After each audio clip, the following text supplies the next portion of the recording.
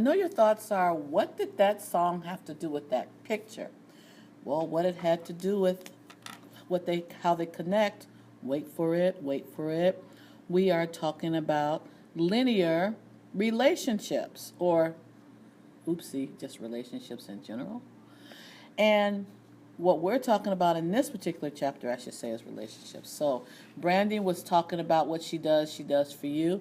And that picture I just took off was showing the idea behind candles and how time increases the amount of candle, the height of the candle decreases.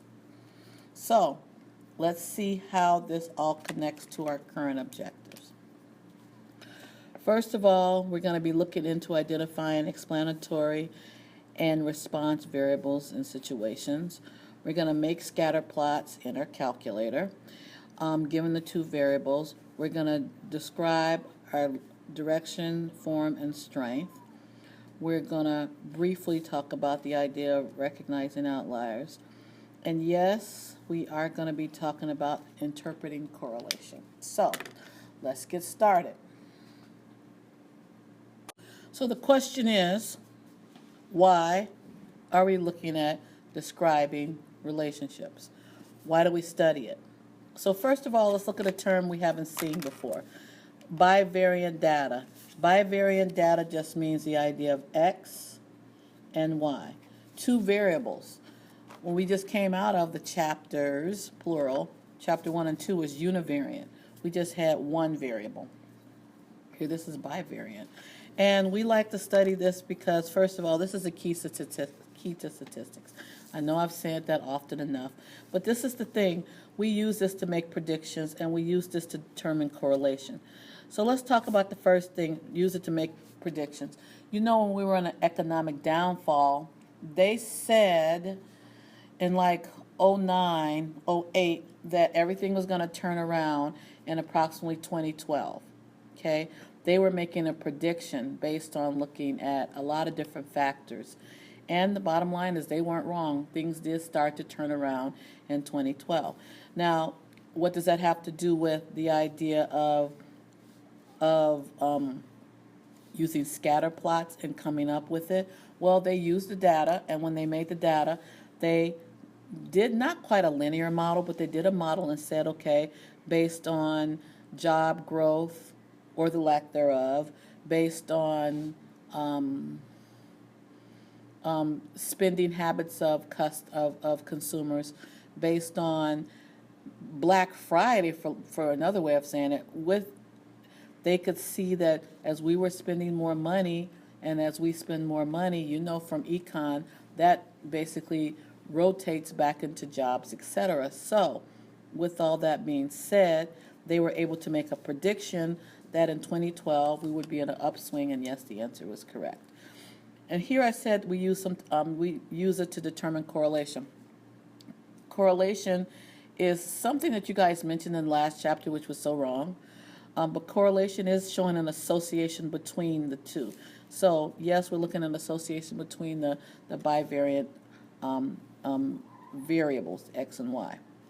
The next question is, what is an explanatory variable and what is a response variable? So explanatory variable, I'm going to work backwards and talk about what is a response. So a response variable measures the outcome. I want you guys to think algebra. So the response variable is nothing but the Y, which is the response. In your equation, Y equals mx plus b is your output. Now, it's easy to understand the response. The explanatory, it helps you to explain the response.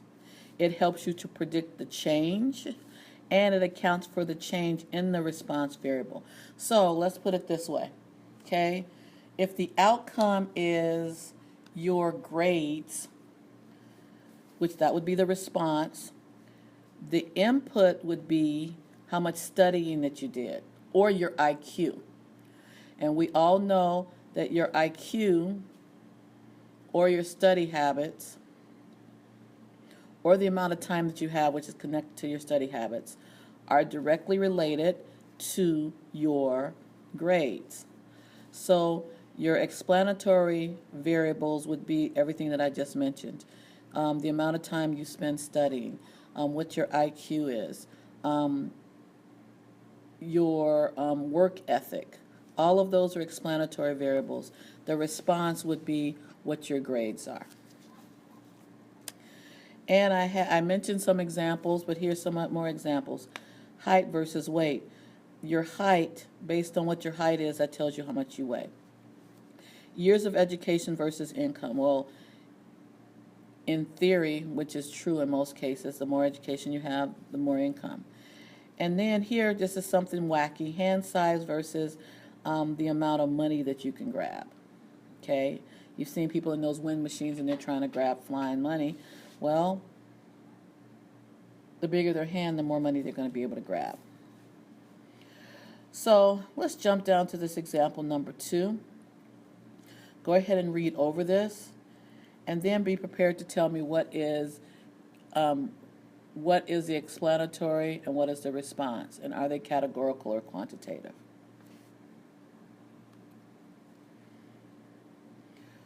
Okay, so now let's look at this.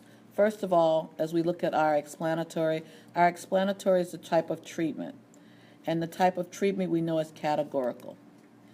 The response is going to be the survey time, and yes, we know this is quantitative. Now, because the explanatory here is categorical, we cannot put this on a scatter plot.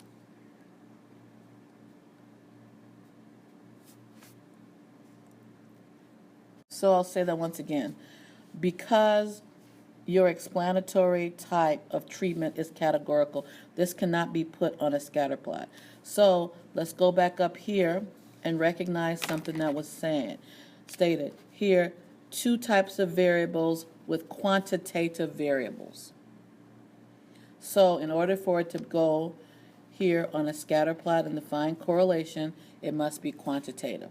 So if this were the case, we could not do it. Now we could change it to the number of treatments, and that would make it quantitative, and the survival time would also be quantitative because it already is.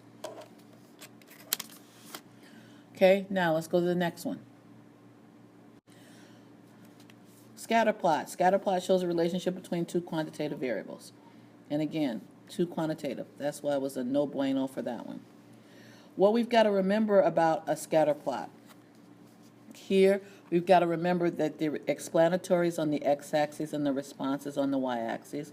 We cannot forget to label it. That's a common error on the AP test in which people lose points. Okay, you need to pick nice values for your axes, and the reason they need to be nice is because, remember, the whole premise behind these graphs is to tell a story. And if it's complicated numbers, it doesn't tell a story, it just confuses the person that's looking at it. Okay, as you consider the scale does not have to be exactly the same for X and Y. Matter of fact, too often it's not. In nice, cute math class it is, but not in reality.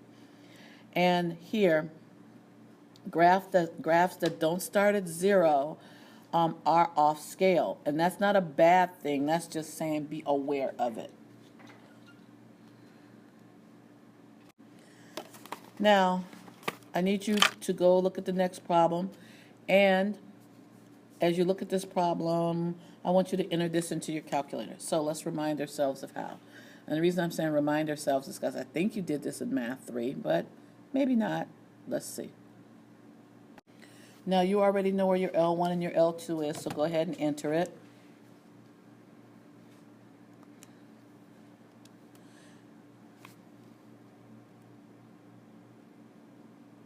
So you can see I have my data there. And the next thing that they're asking me to, what did they ask? Make a scatter plot of the relationship between the sprint time and the long jump in inches.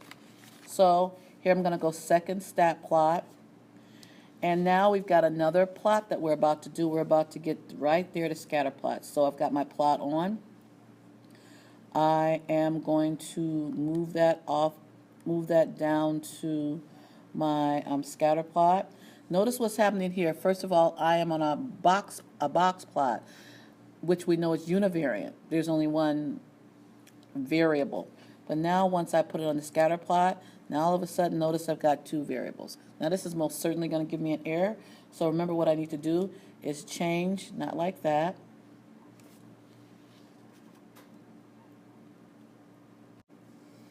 Change this to L1 by second 1, and then I calibrate it by zoom stats. Okay, it's giving me a dimension mismatch. So let me check out. Let me see what's happening. I'm going to pause.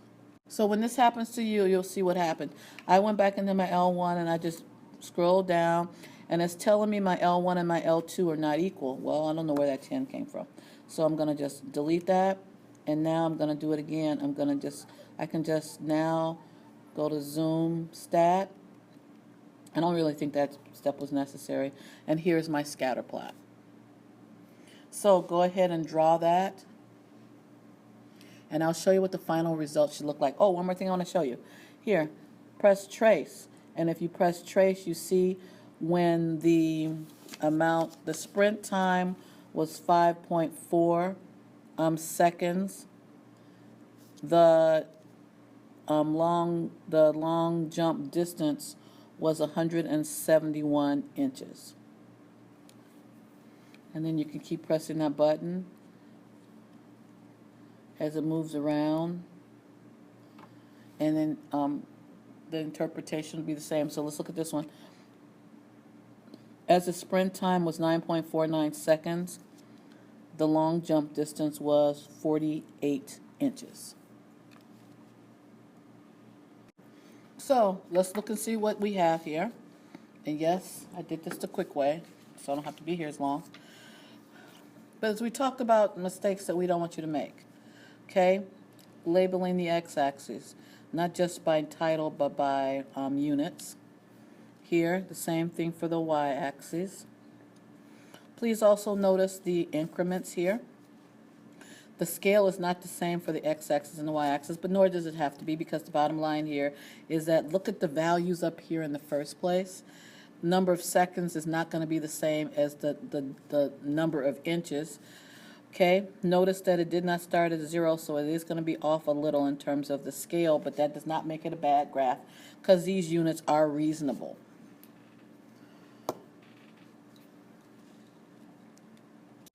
Now, as we continue with our scatter plots, what should we consider when we interpret it? LSD, yeah, I said it, the drug, linearity, strength, and direction. And how do we explain or describe each of these? Well, linearity is exactly as it shows. Here you have a scatter plot. It looks like I could draw a line here, possibly, go through as many points. That's not bad, okay? But notice here, this is not linear. Okay, strength. The strength is determined by correlation. You've heard of it before. Correlation coefficient, looking at the value of R, which is between a -1 and a +1. A negative is not bad. A negative just means there's a negative correlation, and we'll talk about that one in a minute. But don't forget about it in a minute. Negative correlation is basically saying as the number of alcoholic drinks you consume increases, your sobriety decreases. Positive correlation is as the number of hours you work increase, your pay also increases. That's if you're on hourly, of course, not salary. You don't go anywhere. And another thing we have to do when we're looking at the strength, we have to always look for our outliers. Now, this is a question that comes up a lot, so even though I'm going to say it now, you guys are still going to ask me the same over and over and over again. Last chapter, there was an outlier formula. Not in this. An outlier could be, as I stick a point out there, there's an outlier. Outliers when it comes to bivariate data, outliers when it comes to scatter plots, 100% visual. No formula, again, no formula. And then the last thing we have to look at is the direction. So I mentioned that earlier. Okay, and let's just go old school math. Positive slope, negative slope. So the thing about a positive slope is both situations are going to increase. Okay, so Again, as the amount of hours increase, so does your income increase. A negative slope. As your number of drinks increase, your sobriety decreases. So there's your idea of the positive versus negative slope. Now, when we are looking at the idea of how to measure strength and direction, we use the formula that's referred to the correlation coefficient, which is the letter R. And here is the nasty formula associated with it.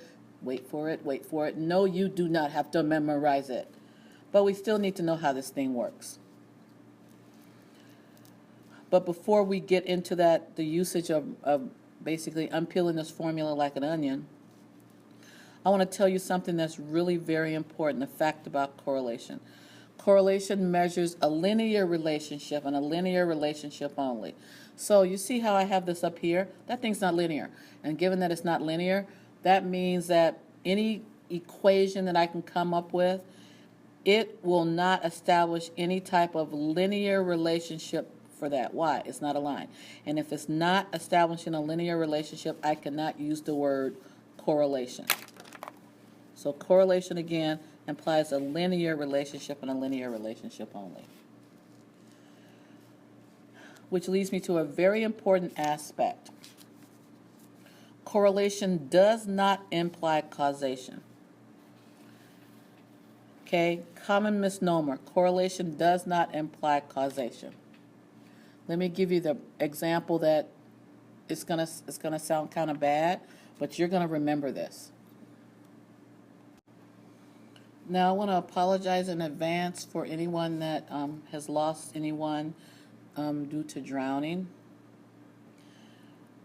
But when I give this example, it's going to make no sense, and then it'll make sense how correlation does not imply causation.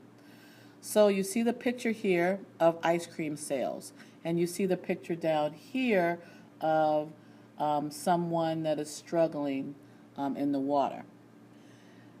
So the example is, or it's basically, there's a high correlation between ice cream sales and drowning victims.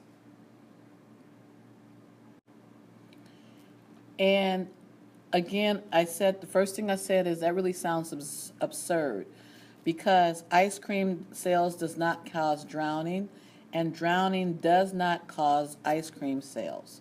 But there's a strong correlation between the two of them. There's a strong association. But the thing is this, there's something that's called a lurking variable creeping in the back. What do they both have in common? They both have in common heat, hot weather. As hot weather goes up, sales go up. As the temperature goes up, more people swim. Therefore, that increases the amount of drowning. So here, but you can see how correlation, even though there's a strong correlation between them, it does not cause it, because one thing does not cause the other. Now, I want to skip the problem for the moment at the bottom of page 2. I'll put it on another set of notes, maybe.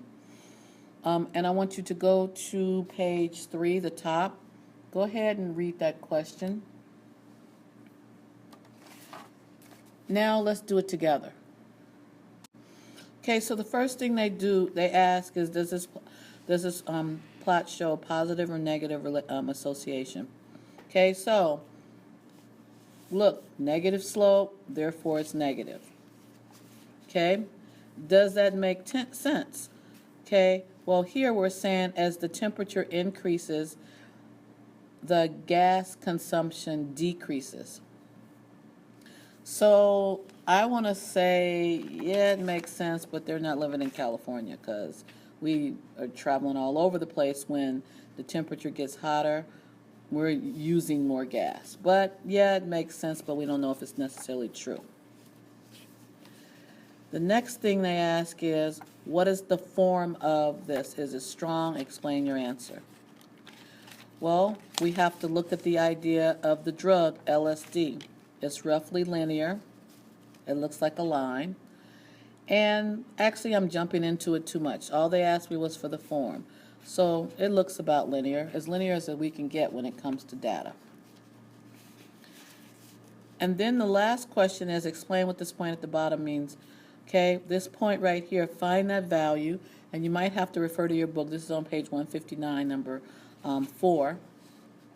But what it's saying is when the temperature is 58 degrees, the gas consumption usage is approximately 260 cubic feet.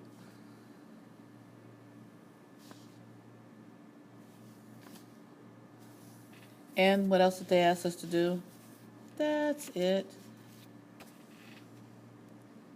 Now I need to back up and correct myself for a minute because I got off track, and I agree with this now because they're saying as it gets hotter, they're talking about gas consumption in the house, not driving. So I agree. As the temperature increases, the amount of gas that I use in my home decreases.